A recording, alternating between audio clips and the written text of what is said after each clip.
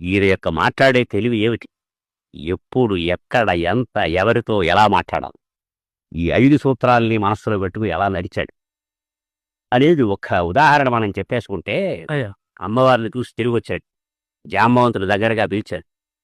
నాయనా ఎలా వెళ్ళావు? ఏమిటి కథ? ఎలా వచ్చావు? అన్నాడు. అక్కడ కూర్చొని 200 శ్లోకాలు పాడాడు. అది చేశాను తాత, ఇది చేశాను, వాడిని కొట్టాను, వీడిని కొట్టాను, లంకకి నిప్పెట్టాను, అది చేశాను, ఇది చేశాను. 200 పాడాడు.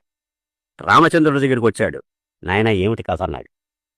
లంకలో కాలు పెట్టాను, అశోకవనంలో సింసుపా వృక్షఛాయలో మబ్బు క్రమ్మిన చంద్రబింబంలా, మకిలి పట్టినటువంటి అద్దంలా, ఎండిపోయిన అరటి మొవ్వులా ఉన్న అమ్మవారిని చూశాను అని చెప్పాడే తప్ప, అక్కడ ఇలా మీసాలు కాలర్లు ఎగరేసి అది గీశాను, ఇది గీశానని మాట్లాడలే.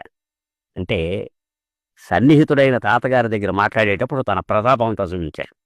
మహాయోధుడైనటువంటి రామచంద్రుడి దగ్గరికి వెళ్ళినప్పుడు ఆయనకు ఎంత చెప్పాలో అంతే చెప్పాడు. పర్యవసానంగా నీకు ఏం తెలుస్తుందంటే, నువ్వు ఆలయానికి వెళ్ళి భజన చేయి, తప్పలేదు హనుమంతుడి.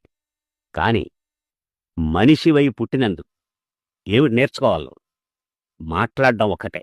ఆ మాట్లాడ్డాన్ని నేర్పినటువంటి మహనీయుడు హనుమంతుల వారు.